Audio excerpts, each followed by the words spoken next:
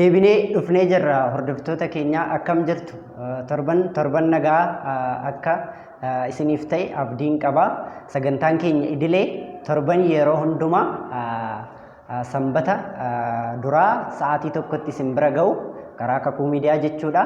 Jalqabee jira kan guyyaa har'aatis sagantaa keenya torban darbee daawwattaniittu yoo ta'e akka itti bashannantan akka irraa barattan abdii guddaan qaba.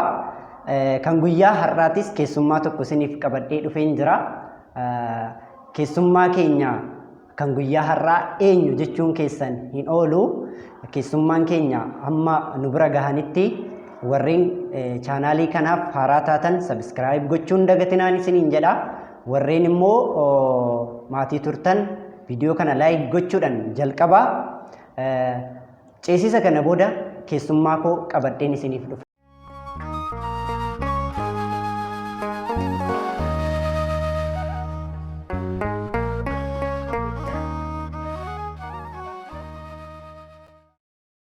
Tole, keessummaan koo guyyaa har'aa kunoo argamanii jiru. Hunda dura nu waliin turtii taasisuuf hayyamamtuu ta'uu keetiif guddaa galatoomin siin jedha. Keessummaa keenya guyyaa har'aa taatee argamuu kan keetii fi kanatti aansinee turtii waliin taasifnu keessatti waan baay'ee kaasnee hordoftoota keenya wajjiniin akka turtii taasifnu abdii guddaan qaba. Egaa keessummaan keenya guyyaa har'aa eenyu kan jedhu isaanumarraa barraa amma kallattumaan hordoftoota keenya akka wal baraniif carraan isaaniif kenna. Mee hordoftoota keenya wal baraa eenyu jedhamtu? Ani Faarfattuu Shawaa Batteen jedhama. Jalqaba irratti naaf affeeruu keessaniif kakuu miidiyaa guddaa galatoomadha. Isin galateeffachuun barbaada. Tole, obboleettii keenya Faarfattuu Shawaa Battee guyyaa har'aa beellama qabatteen wajjin turtii taasisuuf istiidiyoo kakuu miidiyaatti argamuu keetiif guddaa galatoomin siin jedha maqaa kootii fi maqaa hordoftoota kootiin. Egaa tajaajiltuu mana kiristaanaa Ortodoksii Tawaahidooti Faarfattuudha. Ishee wajjin immoo waan tokko kaasaa turtii taasifnaa jechuudha guyyaa har'aa. Jalqaba irratti gaafiin obboleettii keenyaaf akka ka'umsatti kaasuu barbaadu. Isheen tajaajiltuu mana kiristaanaati. Yeroo kanatti faaruudhaan bakka garagaraatti tajaajila kennaa jirti. Gaheen shamarran tajaajila mana kiristaanaa keessatti qaban maali? Mee ati akka tajaajiltuu mana kiristaanaatti fi akka shamara tokkootti gaheen shamarri tokko mana kiristaanaa keessatti isheen qabdi jettee yaaddu maalidha? Shamarranii akka dhiiratti madaraka irratti bahanii haa barsiisuu baataniyyuu malee karaa adda addaatiin barsiisuu danda'u. Mana qulqullummaa keessatti jechuudha. Isa kanaaf immoo inni ijoon faaruudhaan gaheen shamarranii mana kiristaanaa keessatti qaban jechuudha. Akkasuma abbootaaf nyaata qopheessuudhaan mana qulqullummaa keessatti wanta garaagaraa hojjechuudhaan gadi of qabummaadhaan wanta hedduu hojjechuu dandeechi jedheen yaada shamarran. Tole, obboleettii keenya shamarri akka dhiiratti waltajjii irra baatee wangeela lallabuu haa dhabdu malee tajaajilaan yookaan immoo karaa faaruu ta'uu danda'a tajaajila biraatiin wantoota mana kiristaanaa keessatti hojjetamaniin gaheen isheen qabdu guddaadha. Tajaajila mana kiristaanaa keessatti waan jedhu nu kaasteerti. Dhuguma dubbachuuf taananii akkuma isheen jette haati tokko yookaan shamarri tokko gaheen isheen tajaajila mana kiristaanaa keessatti qabdu olaanaadha. Jalqaba irratti daa'imti jalqabumarraa waa'ee amantaasaa baree akka guddatuu fi haati tokko gahee guddaa qabdi jechuudha. Baay'ee caalaa itti dhiyaattee barsiifti. Kanaaf haati tokko yookaan dubri tokko karaa alkallattii ta'een amantaatti ijoolleen akka ciman akkasuma immoo hojiilee mana kiristaanaa keessatti hojjetamaniin wal qabatee gaheen ishee qabdu guddaadha. Akka kanatti kan isheen nu kaaste obboleettiin keenya guddaa galatoomin isheen jechuu barbaada. Gaafiin koo inni itti aanu immoo obboleettii kootiif gaafii ani kaasuu barbaadu akka seeraaf sirna mana kiristaanaa fi akka barsiisa barnoota naamusa kiristaanummaatti haalli uffannaa shamarranii yeroo tajaajilaaf bahanis ta'uu danda'a yeroo immoo gara mana kiristaanaa deeman kana qofa miti haalumti uffannaa shamarranii akka yaada keettis akka barumsa mana kiristaanattis ati kan kaasuu qabdu shamarri tokko uffanni isheen uffachuu qabdu uffata akkamii ta'uu qabame kanarratti waan ka'uu qabu nuuf kaasi. Isa kanarratti shamarri tokko gaafa kadhataaf kaatuyyuu laphee ishii deebistee yookiin immoo of kuuluun keenya nuti warroonni shamarranii Kiristoosin yaa ta'u malee wanta biyya lafaatiin miti.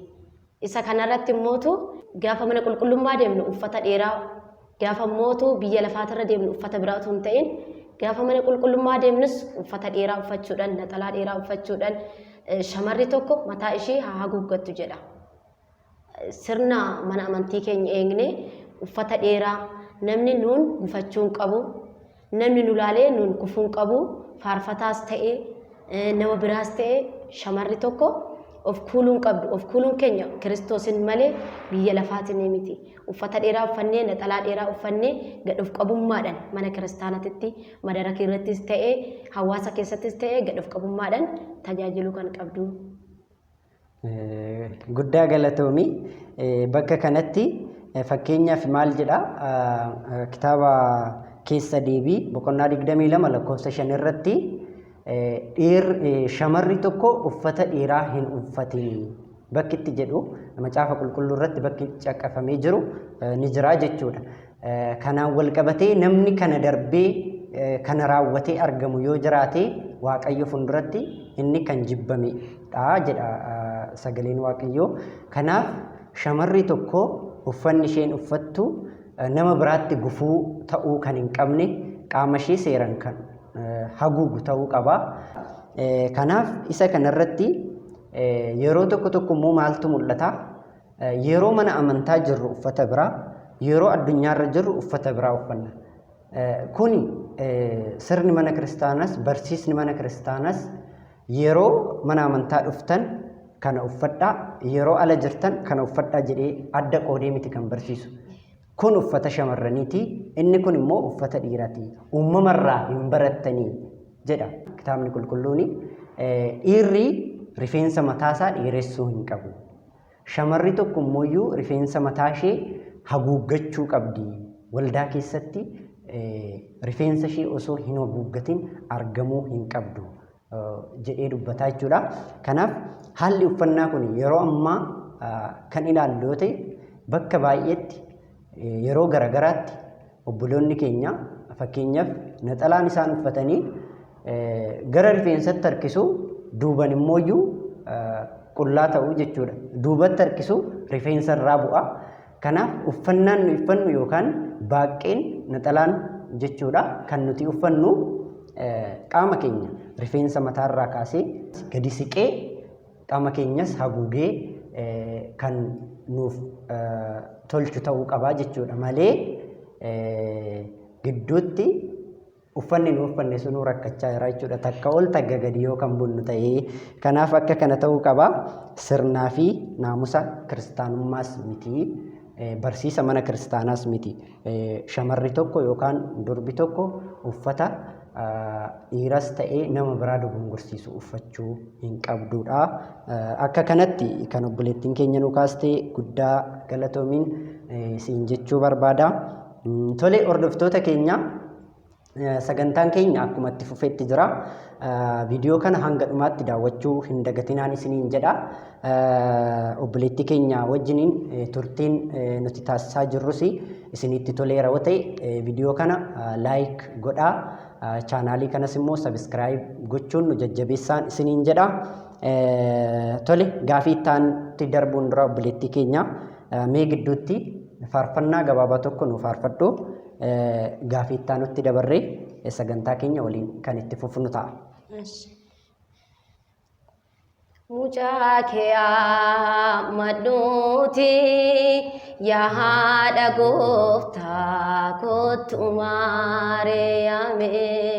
Mucaa madhuuti giftii koo maaloo kottu Maariyaame. Kottu kottu kottu Maariyaame. Kottu kottu kottu Maariyaame. Eyyee kottu kottu kottu Maariyaame. Kottu kottu kottu Maariyaame.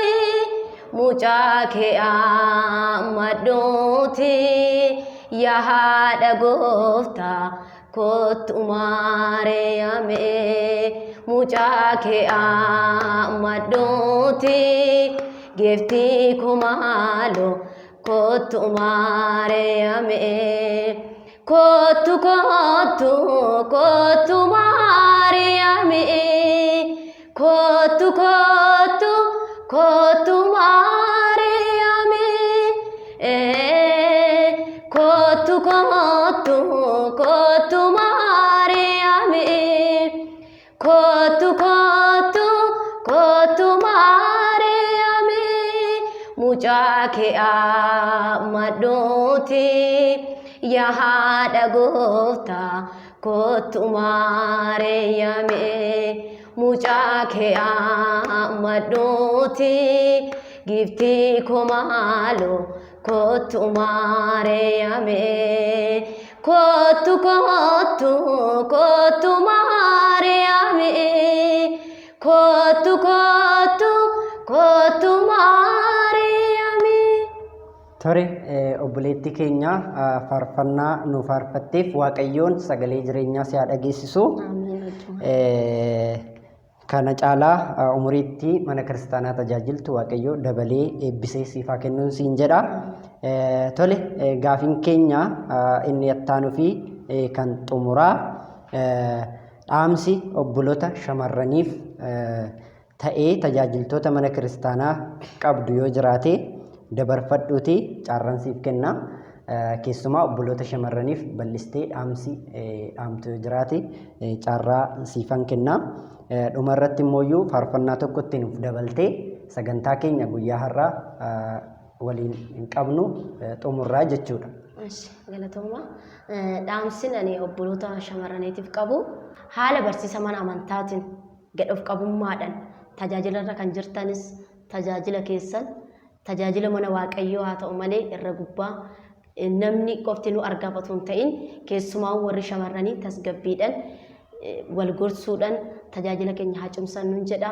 Warroonni immoo gaa'ilarra jiran ijoollee isaanii gorsuudhaan mana amantaatti deddeebisanii qorrobsiisuudhaan caalatti ijoollee irratti gahee haadhatu qaba waan ta'eef isa kanaadha dhaamsi kun. Guddaa galatoomii obboleettii keenya dhaamsa dhaamte fi obboloonni shamarraniis ta'ee tajaajiltoonni mana kiristaanaa kamuu mul'achuuf osoo hin taane Waaqayyoon akka tajaajilu beeknee gad of qabummaadhaan mana kiristaanatti deddeebi'uu akka qabnu obboloonni shamarranii akkasuma tajaajila mana kiristaanaa keessatti gad of qabummaadhaan mataa keenya gadi qabannee tajaajilatti cimuu akka qabnu dhaamsa nuuf dhaamteerti. Dubartiin yookaan shamarri gaheen isheen tajaajila mana kiristaanaa keessatti qabdu xiqqaa miti. Hundi keenya tajaajila mana kiristaanaaf gaheen keenya xiqqaa miti guddaadha. Cimnee tajaajila mana kiristaanaaf haa dhaabannuun dhaamsa obboleettii keenyaati. Nuyis kanuma dhaammannaa tajaajiltoonni mana kiristaanaa eenyumtuu taananii Kiristoosiin tajaajillaa. Kiristoos immoo gad of qabummaadha kan inni nu barsiise. Kanaaf fakkeenya namaaf ta'uu danda'uu qabna. Isiniin jechuu barbaannaa akka miidiyaa keenyattis dhaamsi keenya kanadha. Dhumarratti obboleettii keenyaan osoo addan bahin faarfannaa tokko nu faarfattee sagantaa keenya guyyaa har'aa goolabnaa jechuudha. Gaarii kan godhan dubartoonni jiru obsa guddaadhaan Waaqa wajjin garuu isaan keessaa addaa. Yaa Maariyaam ulfinni kee guddaa. Yaada koo ulfinni kee guddaa.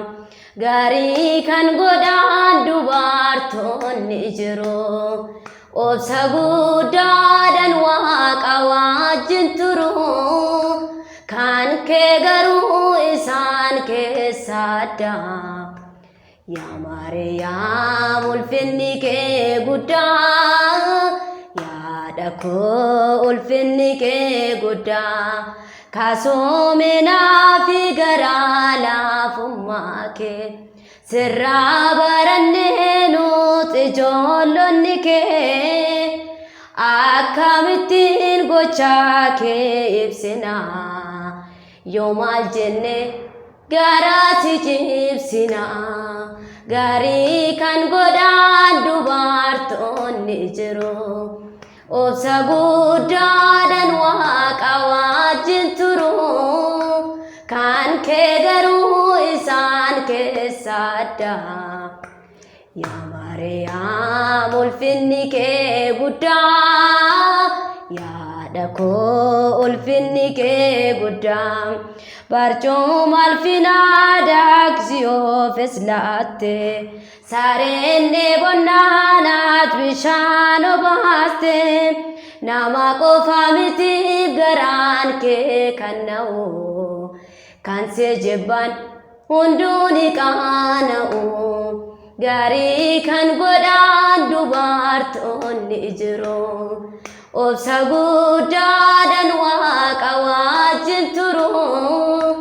Kan kee garuu isaan keessaa addaa. Yaa Maariyaam ulfinni kee guddaa. Yaada koo ulfinni kee guddaa. Barbaadeen arganne waaqni kan akka kee. Hin jijjiiramne chaappaan durbummaa kee. Dhaloota kan ta'e hunduu seena faarsu. Arjaa ta'uu kee dhaloota labsu. Gaarii kan godhan dubartoonni jiru. Obsa guddaadhaan Waaqa wajjin turu. Kan kee garuu isaan keessaa addaa. Yaa Maariyaam ulfinni kee guddaa. Yaada koo ulfinni kee guddaa. Oolmaa kee yaadatee hunduu imimmaan roobsa. Garraamummaan kee hunda keenya boonsa. Galteettan baatu laphee keenya keessa. Si wajjin jiraachuun nuuf baay'eessa. Gaarii kan godhan dubartoonni jiru. Obsa guddaadhaan Waaqa wajjin turu. Kan kee garuu isaan keessaa addaa. Yaa Maariyaam ulfinni kee guddaa. Yaa Maariyaam ulfinni kee guddaa. Gaarii kan godhan dubartoonni jiru. Obsa guddaadhaan Waaqa wajjin turu.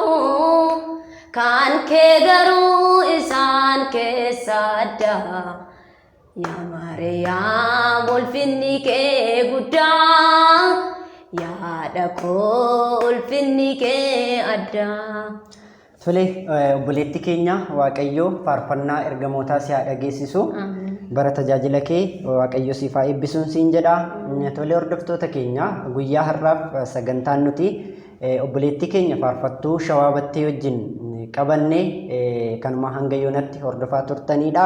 Hanga dhumaatti waan nu daawwattaniif guddaa galatoomaa. Torban keessummaa biraan sagantaa biraan hanga isiniif deebinutti fayyaa nagaa nuuf ta'a.